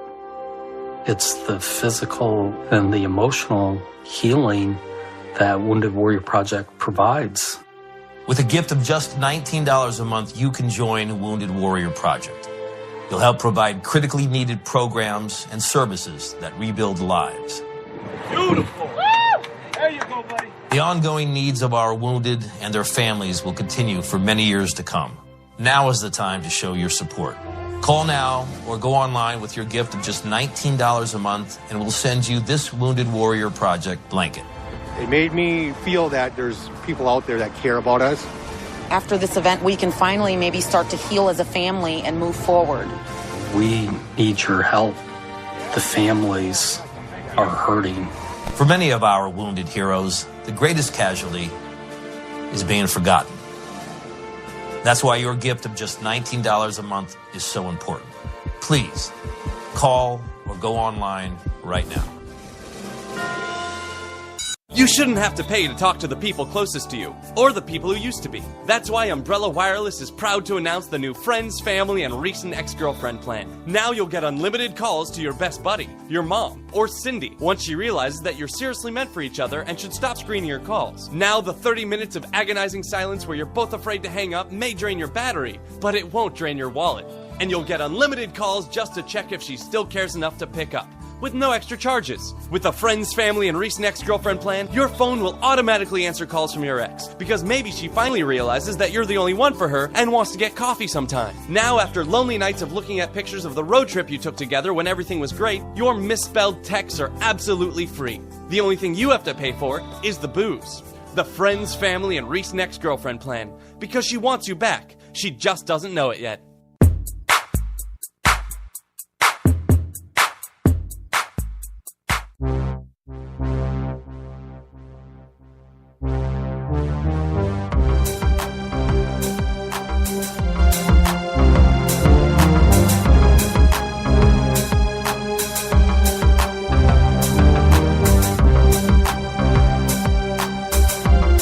You're listening to The Rod Eccles Show. From CNN, following the continuing saga of the free-range parents. Now, if you remember, I brought you this case, and there's another case that we're still following, but I brought you this case about a Maryland family, Maryland parents, who got in trouble because they let their 6 and 10-year-old walk home alone from a playground that was about a mile from their house. Now, 5,280 feet. And if you walk, the average human being's walking speed is about 3.5 miles per hour. So it might be a half-hour walk for the kids. It might be. Now, understand that kids used to have to walk that distance to school for quite a while, and that was okay. They're going to school. It's a mile, a little under a mile. They can walk to school. It's only a 20, 30-minute walk. It's a big deal. They get some exercise. We did. We had to, I walked to school. That was probably about a mile, maybe a little bit more. 20, 30-minute walk. It's just, even in the dead cold of winter, that's just the way it was. But anyway, this the Maryland free-range parents have found out the hard way that they probably shouldn't be letting their kids walk home alone at such a young age, right? Well, the Maryland free-range parents at the center of a national debate over parental supervision have been cleared of child neglect charges related to an incident that happened back in December, in which their children, ages 6 and 10 at the time, were allowed to walk home alone from a playground about a mile from their house. If you live in a safe neighborhood, why would you, a 10-year-old? What if they were on bikes instead? Is that different? Put them on. Maybe the parents should have just given them bikes. However, Danielle and Alexander Meitiv, MEITIV, of Silver Spring, are still under investigation for a similar episode last month, in which their children were picked up by authorities while walking home alone and detained for several hours. The couple's attorney hailed the ruling by Child Protective Services of Montgomery County, saying, "I think this most recent conclusion by CPS, Child Protective Services, validates our position all along that the Meitivs were never responsible for any form of child neglect, and there was no basis to investigate the family or detain the children." Now, their attorney, Matthew Dowd, added that the family was notified via letter last week about the case. But there's another case pending about the same thing. So the child CPS, why is it government agencies always have 3 letters? Think about it. Most of them, almost all of them, are 3 letters. 3 letters. Well, and I'm not, Department of State is not really 3 letters. That's 2. We don't consider the Department of State, but Department of Homeland Security, DHS, Child Protective Services, CPS. It's always about services too, isn't it? It's about protection of the. They always come up with these names that sound like they're protecting and providing protective services for the American people, and it's all for your own good, for your own protection, people. We're protecting the children by making sure that parents do not allow their 10-year-old. How old do you have to be before you can walk home by yourself over a mile? I'm just. They didn't. I would have asked, how old do you? So we don't have to come here again. How old do you have to be? I mean, think about it. How many other parents might get caught if they don't determine, this 10-year-old can walk by himself now. Okay, well, how young can they go? Is 9 too young? No. 8? Yeah, 8's mate. Okay. So what if an 8-year-old is walking with a 10-year-old? Is that the 10-year-old's okay? So can the 8-year-old be with the 10-year-old? Well, yeah. Okay, can a 7-year-old be with a 10-year-old? Maybe. Can a first grader is 6 years old. Get sibling, can they do that? Maybe not. Okay, so 7 with a 10 is fine. They're going to have to start determining this stuff. This isn't about Child Protective Services, by the way. This is not about protecting children. This is about government trying to determine how you raise your kid. Notice how they are nowhere in the story are they trying to determine how young is too young. So parents are just supposed to, I don't know, is a 13-year-old too young to walk home by themselves? 13-year-old and a 6-year-old? Would they have been picked up? If you think a 10-year-old is an 11-year-old and a 6-year-old, is that too young? I don't know, 12 and 6? What is the age combo and age cutoff for this kind of stuff? They don't say. So a parent is I guess, we're just supposed to watch our kids 24/7, right? And if we don't, somehow parents are neglectful of not watching their kids. Well, now, anyway, the police drove the kids home a few hours later. Someone from Child Protective Services arrived at the home and said the family needed to agree not to let the children be unsupervised until the matter was resolved within the agency, or the children would be taken into custody of Child Protective Services. Now, the family appealed, and they were successful in their appeal. Maryland Department of Human Resources. So, they're coming in telling you, well, you have to do what we tell you to until, a judge sorts it out. So in other words, they could just come to your door and tell you that you have to do whatever they tell you to do until a judge tells you differently. In that if you don't do what they tell you to do, they're going to come and take your kids away. Think about this for a second. You cannot let your 10-year-old walk from the park a mile away by himself again until a judge tells you it's okay. Because if you do, we're going to take your kids. Even if the judge eventually says it's fine, we're still going to come and take your kids. So there's this arbitrary notion that you are not responsible for your kids the way that you should be responsible for them. You have to do what the government tells you, which is not constitutional, and it's BS. Personally, I'd say, well, were my kids in danger from anyone? No. Why did the police stop them? Because they saw them walking. And how did they know where the kids lived? They could have lived, just a half a block, 2 houses down, and the cops picked them up. Why? Next time you do it, how about I sue your butt? Because there's, why would the kids aren't lost? They're not in trouble. They're not doing anything in trouble. They're freely walking. No issues. They tell the cops that we're fine, and yet the cops pick them up. Now, if I'm a parent and I see this happening, and we know that people have often imitated cops, I would think that there's something wrong.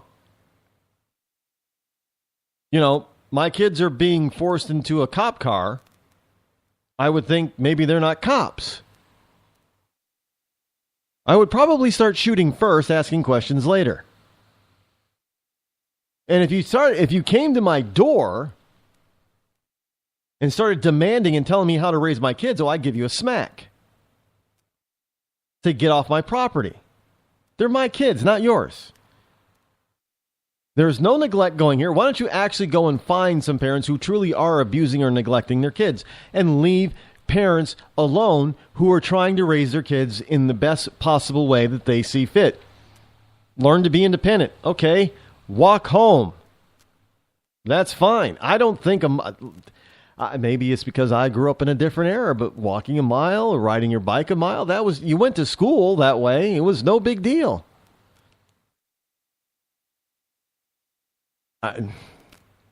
Now, the April case is now going to, because the cops picked up the kids again in April, on April 19th. So the April case is still going through the process. The agency has 60 days to conclude its investigation and issue a written decision. Well, they were already told, no big deal. So what is the deal now? They should give out, if they're going to start determining or start picking up kids like this, they should start determining the age limits then and disseminating this information to parents all across the state. Should they not? Do you think it's legit just telling people, knocking on their door later and saying, no, your kid's too young. We're going to, don't do it again or else we're going to take him, or we're taking him now. You're up for neglect. Without telling people, what age is not neglectful? We're just supposed to guess? Is that it? We're supposed to guess? No, that's what they want you to think, I guess. You're just supposed to guess. Hey, did you know that here's a story that I find kind of interesting. It's about a Volvo. Volvo cars.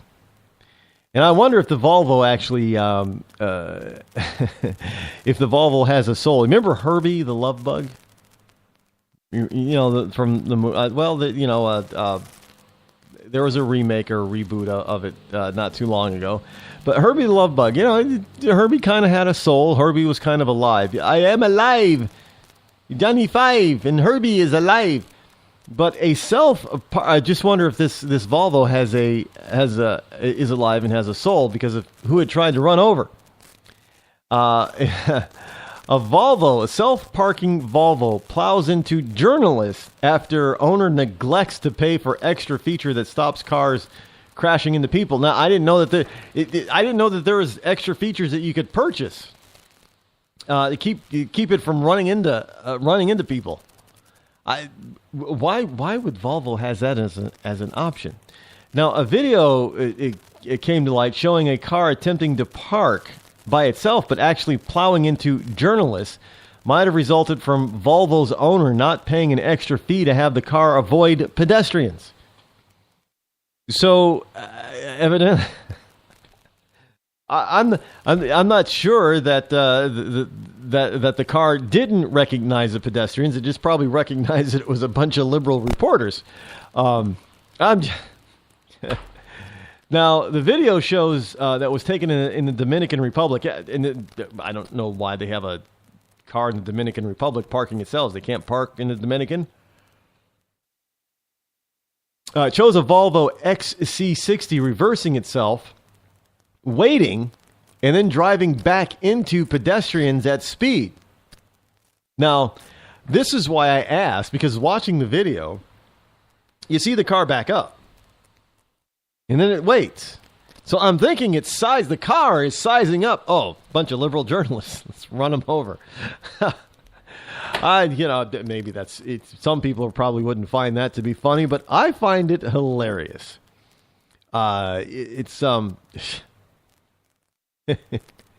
It's hilarious. It's hilarious. Hey, Loretta Lynch, if you haven't already heard, is launching a full-scale investigation. Oh, yeah, she wants to get to the bottom of whatever's going on and whatever's going down. She needs to get to the bottom of it, and she needs right now, fast. Loretta Lynch, the new Attorney General, the latest version of Eric Holder. Loretta Lynch's Justice Department is just launched a full-blown offensive. Offensive. This is how the National Journal puts it. NationalJournal.com. A full-blown offensive against major crime syndicate? No. Major gang syndicate? No. Major drug lords? No. Government corruption? No. Well, then who? Who is she going after and spending all this money and time? The department unsealed a 47-count indictment earlier today against 14 international soccer officials. Yes, Loretta Lynch is going after and is going to take down FIFA. I kid you not, if you have not heard the story yet. Loretta Lynch's Justice Department 7-count indictment earlier this morning, laden with racketeering, corruption, and conspiracy charges against 14 defendants associated with FIFA, the World Soccer Association, and international soccer organizations. It's the latest in a series of high-profile moves from the Justice Department since Lynch became Attorney General last month, including its investigations into police misconduct in Baltimore as well as others. Now, the indictment originated in Eastern District of New York, where Lynch served as U.S. Attorney until her confirmation and was supported by an FBI investigation into FIFA's dealings. Now, the heavily detailed indictment details 12 individual schemes coordinated by various defendants over the last 25 years, including plots related to bidding for the 2010 World Cup, the 2011 FIFA presidential election, and next year's Centennial Copa America tournament. So yeah, all these soccer officials. Now, this is what she says. Many of the individuals and organizations we will describe today are entrusted with keeping soccer open and accessible to all. They were expected to uphold the rules that keep soccer honest and to protect the integrity of the game. Instead, they corrupted the business of world soccer.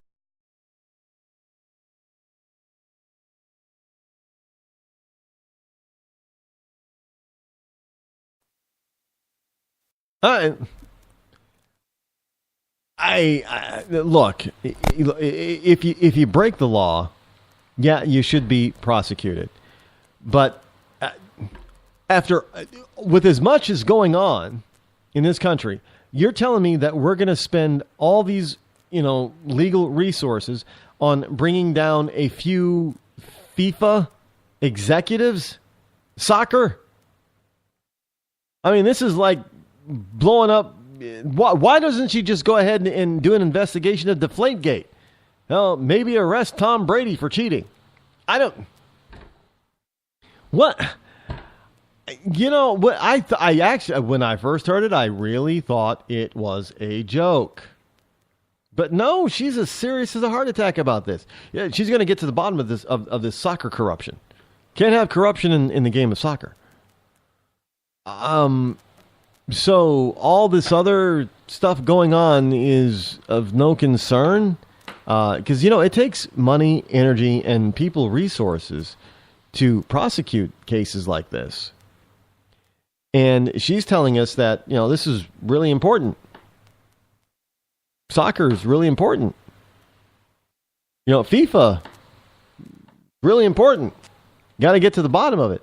And even so much so that people who were in Switzerland were being arrested and going to face extradition charges to the U.S. because, she said, we want these people because they're corrupt. They made too much money off of soccer. They can't do that. Not allowed. Well, yeah. Hey, did you know that Rubio, Marco Rubio, said that Christianity could be labeled hate speech? Now, look, people are waking up to this kind of stuff, folks. They're waking up to it. I told you at some point that your own faith is going to be, unless we stop this nonsense, that your faith is going to be labeled as hate speech.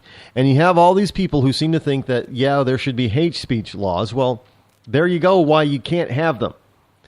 Because somebody's going to label Christianity and Judaism, and God forbid Islam, as hate speech. Now, I don't know why Christianity would be labeled first when Christianity does not run around saying, well, we need to behead people. When it's Islam that runs around saying that people need to be stoned or beheaded for their, debauchery. Because we're all infidels, according to them. Infidel! And, infidels deserve to die. But Christianity doesn't say that. But yeah, Christians are the ones under attack from the left. I guess they think if they can take out Christianity, then they can take out Judaism. If they can take out Judaism, then they can take out all the rest of the world's religions. And all you have is secularism running rampant, which is a religion in itself. And you folks who are Wiccans and Druids and Buddhists and Sikhs and all that kind of stuff, well, eventually you're going to get slapped with hate speech too. Because you're religious in thought and you believe that there's right and wrong and that there are certain ways of doing things and that there are certain things that you should not do. And if people want a free-for-all society where anything goes, they can't have religion limiting their free-for-all thoughts and actions. So, it's got to be, you got to be a hate speech mongerer if you don't agree with them. And Christianity just won't agree on the certain society, what would have been come to be known as certain going against certain societal norms, and so therefore, they're the first ones that are going to be labeled as hate speech speakers when it comes to religion being handed down as such.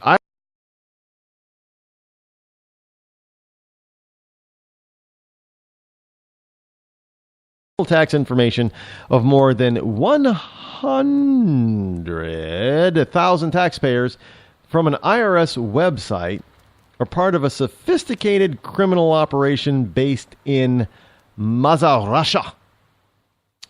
Two officials told the Associated Press. This is a story from Newsmax.com. Now, the information was stolen as part of an elaborate scheme to claim fraudulent tax refunds.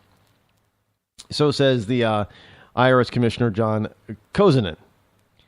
So now he did decline to say where the crime originated, but evidently they come from Mother Russia. But two officials briefed on the matter said Wednesday the IRS believes the criminals were in Russia based on computer data about who accessed the information of the official's spoken condition of an anonymity, of course. That's the way it always is. Now, the revelation highlights the global reach of many cyber criminals, even to get into your tax status or records. In 2012, the IRS sent a total of 655 tax refunds to a single address in Lithuania. How do you send a tax refund to Lithuania? How do you send 655 refunds to a single address in Lithuania? And 343 refunds went to a lone address in Shanghai. I don't know how that happens, folks. There is no red flag with that. Hundreds. Who knows how much money that was? But hey, that's our government at work. The same government that wants to run your healthcare system, by the way. Just saying. Hey, we are out of time for today. We'll be back here, same bat time, same bat channel tomorrow. So tune in then. And, until then, folks, just hold on to your wallet. I'm Rod Eccles, the Rod Eccles Show.